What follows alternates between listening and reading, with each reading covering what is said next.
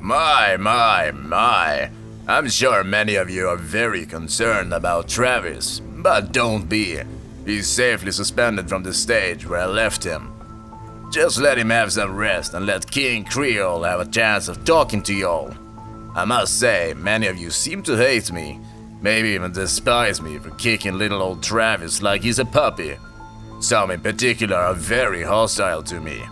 And I can understand that. You've all been hearing from a biased source after all. I would hate me as well. But why would I care about what any of you think? After all, you are some of the people that turned my puppet against me. Started planting all of those doubts into his little mind. Think about that. If faceless creatures started planting doubts in something you care about.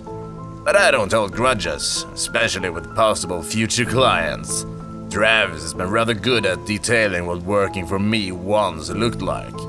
And of course, you know the tragic story of Charles Sumner, but Travis is leaving a big hole in the story. Something that for some reason he didn't say, and that concerns the sweet Miss Elizabeth, or as she liked to be called, Liz. From his account, I forced him to take the young Miss Liz down into the basement and turn her into a doll. I did that. I won't deny my beautiful work after all, but he didn't tell all of you what happened shortly after I tied her down. Now, if you recall, I've been very rudely shot several times in the face by young Liz. Needless to say, I wasn't exactly happy about this situation, but I was not the one to worry about such trivial situations. Travis stood dutifully next to me as my body healed itself. Liz thrashed and yelled out for Travis to help her, but the strings kept him docile and under my control. Travis, be a good boy and look away for this part. We must be respectful of the young lady, I hummed as I produced a knife from my suit pocket. Travis was forced to turn around by the strings and be kept still as I sliced off Liz's clothes. Some may think me a pervert, but I assure you that I take no pride in doing such things to a woman. It simply makes the process easier if she's nude. Finishing up with that, I made my way over to Travis. Anything else, sir? He asked me in that cheery tone I love so much. His button eyes looked into mine, and I knew in his mind he was wishing he could do what Henry and those thugs did to me 100 times over. But now he was safely under my control. Just stay here while I get the necessary materials. I smiled, patting him on the back and heading to the corner to grab some pieces of porcelain, making sure that whore was in her proper place in the corner. I knew the whole time she and Travis were planning a way of escape, but I was confident enough that it would fail, and I was interested to see where it would all go wrong. As I gathered the pieces of porcelain I needed, I heard Miss Liz let out a loud scream. I looked over, confused, and saw Travis climbing on top of her. For a moment, I thought I had lost control over him, but I still felt the strings connected to my fingers. So what was he doing? More importantly, why wasn't he standing in place as I told him to do? Travis, just what the hell do you think you're doing? I shouted at him, standing up and walking over to him, grabbing him from the shoulder and yanking him back. I saw that a grin was on his face, not unlike the one he wore when I had control over him. But this time, there was something sick about it. I'm silencing this bitch, he said with some giggles. I looked over him and saw that he had taken a decent chunk of flesh out of her shoulder. Disgusted at him ruining my canvas, I beat him over the head with my cane, kicking him off the girl and quickly fusing some porcelain to her wound so she wouldn't bleed out before I could have some fun with her. Looking over at Travis, I raised my cane again to strike him, but he simply stood up and waited at the table, a blank look over his face as he stared at Liz on the table. Travis? I asked him, stepping closer and waving my hand in front of his button eyes, raising a brow at his inaction. I shrugged, however. He seemed domesticated enough, so I went about with my plans. The rest of Travis's story is true. I did smash Liz in front of him and leave him there. Although, there's a reason. I believe he said it was all his fault. If you recall, after I had turned him into my very own puppet, he said he was losing his sanity. Why do you think he stopped bringing that up? Travis was held in my shop for a very long time. I was not allowed to sleep. In fact, he still isn't allowed to sleep. So how does he say he keeps falling asleep? He doesn't, I'm afraid. I must admit this to all you fair readers.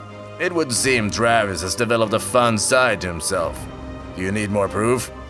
I admit, you must think of me as the least reliable source after all. I didn't kill Travis's mother. Quite a bold claim, eh? Travis breezed past his mother's warnings of rain, said that the last words were that he loved her. A sweet sentiment. Of course, it didn't end that way. I and my mother arrived just as Travis ran out of the house on a mission to somewhere, probably some failed way of getting rid of me. Needless to say, he had broken down the door in an attempt to escape his own house. If he hadn't been in such a hurry to enter the house, he would have noticed it was broken out of, not into. Stepping inside with my mother, it was obvious to see a struggle had broken out in the house. Making my way into the kitchen, I raised a brow as I found his mother's lifeless body on the floor. Now there was something I wasn't expecting. You all thought I'd killed her? Have I had any reason to do so? She asked me for nothing. She had not harmed me before. Yes, I wanted to do it to punish Travis, but didn't I say I'd do it in front of him? Where's the fun in him arriving to find her dead already? Kneeling over her head, I placed a hand on her and gave her some temporary life, trying to find out from her what had happened. Her eyes sprang to life and looked around the house frantically. I looked at her with a chuckle, waiting for her to calm down and reveal what her last words were. Travis, it's so cold. So cold. It's so dark and cold outside. Put on a sweater. What are you doing? Ah!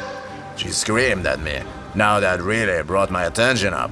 If Travis was the last person she talked to, and we had just seen Travis run out of the house, it doesn't take a detective to figure this one out, does it?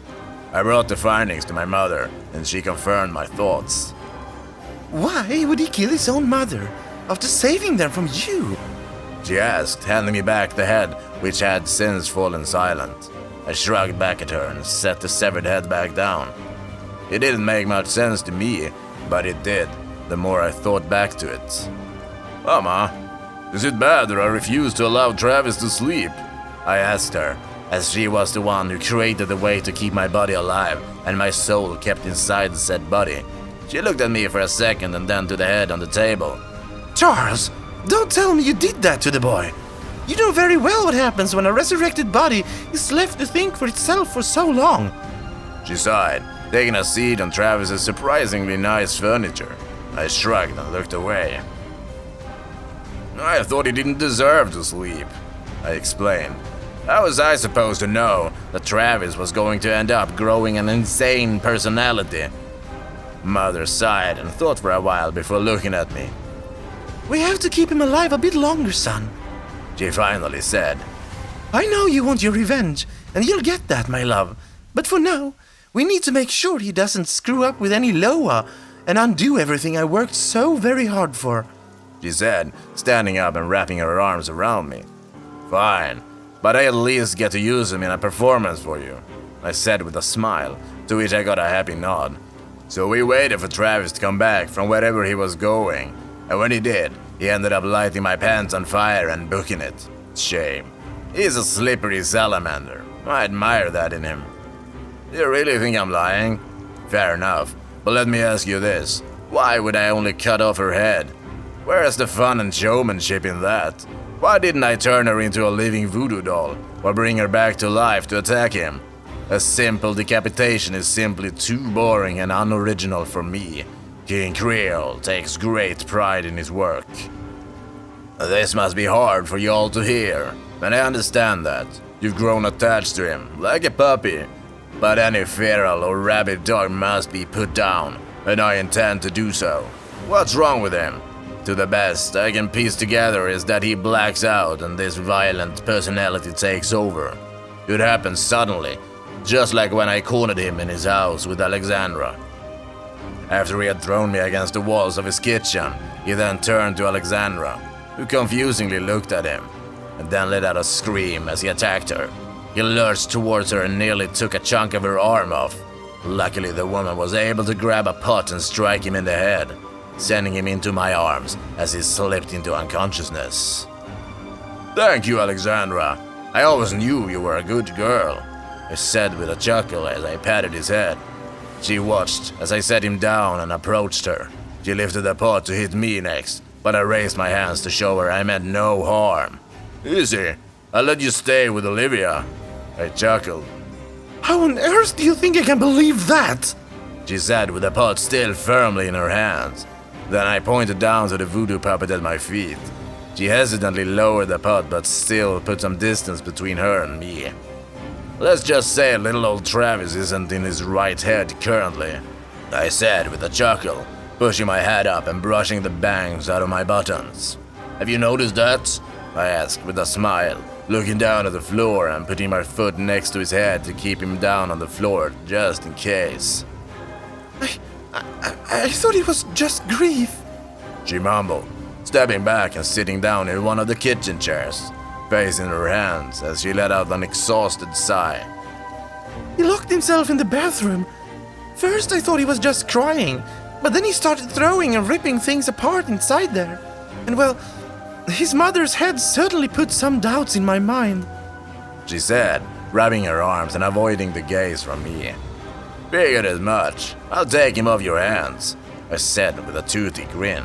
The feeling of the stitches in my mouth about to rip is a feeling that makes others worry, but it makes me want to smile more, just to see how far they go until they burst. Sorry for getting off track here. "No! Keep your hands off him!" she declared, picking up that pot again and about to hit me. Until little Miss Olivia came running and hugged me by the legs. I looked down at her and smiled as I rubbed her head. "Don't hurt him, Mommy!" she shouted, gripping my leg tightly and refusing to let me go, despite her mother's protests. She looked at me in defeat and lowered her weapon. Chuckling, I picked her up and balanced her against my hip. "My knight in shining armor," I joked happily, tapping her on the nose and smiling at her as she giggled, wiping some tears off her eyes. Yes, bringing back her old mother was a low blow, but it was the only way to get them out of the house to protect Olivia, and I would never hurt a child. "I will stop you and save Travis," Alexandra mumbled to me, coming over and snatching the girl from me, keeping her close and putting a distance from me. I shrugged and grabbed Travis by the hair and started dragging him away. "I'm sorry, Travis," she said sadly as I dragged him away. If I still had eyes, I would have rolled them. She cares far too much for him. I gave her a second chance to raise a child, and now she wants another one. Give a mouse a cookie, eh? From my findings, it seems that Travis's murderous personality is quite a sadist. From just hanging out there on stage, I can examine his words and his actions. He can't do much swinging and hanging out there, but he certainly has the mouth on him. It's pretty easy to tell when it's Travis is talking and when it's his more fun side talking. His more fun side has the voice of him under my control. "Sir, will you let me down so I may have my fun?" He asked me, gnashing his teeth at the string suspending him. He thrashes around and demands to be released. He wants to have fun. He clearly has some issues that he wants to let out. "Tell me something, Travis, my boy," I asked, walking around him on the stage, going over and sitting at my piano, playing some scales to ensure that I will never lose my skills. He cranes his head to look at me, the stitches on his neck nearly breaking at that angle. "How'd you kill your mother?" "Oh, that's a fun story, sir," he said with a happy noise I can best describe as a squee. I smiled at that and continued to play, letting him rely on the little fun details of the action. Letting him relay the fun little details of the action. "I was on my way to some graveyard when my mommy told me to put on a sweater, since it was so cold and gonna rain or something like that." He shrugged, the best he could, and be suspended from the strings on his arms and feet. "What did you do?" I asked, giving the key a nice flourish to get the details out of him. "Well, I went into the kitchen where she was and grabbed a big old kitchen knife. I grabbed her by the hair and drove the knife into her neck. She let out a scream, but I think the knife caused her to stop talking. So right after that, I grabbed the knife and just hacked away at her. He said, with the giddiness of a naughty child. I rather enjoy this side of Travis. Why? And to think you believed I would do something so crass and unsightly, I said, with a chuckle, ending my little practice session and walking up to him. Having the strings lower him so that I could meet him button to button, I saw there was the same kind of bloodlust that I first had when I had killed Henry and his thugs. Seems that when you're first brought back to life and you aren't properly taken care of, some unexpected results can happen. Well, Mama never said her method was perfect. I bet most of you still don't believe me, but I issue a challenge to all of you. Pay careful attention to the next upload. I'll give Travis his little cell phone, and he'll be able to update y'all. If any time you see that Travis seems to be suddenly in a different location, or talking to a person for a second and then they're dead the next, you'll know that I was right. That's all from King Creole, folks. I look forward to seeing what little old Travis has cooked up for me.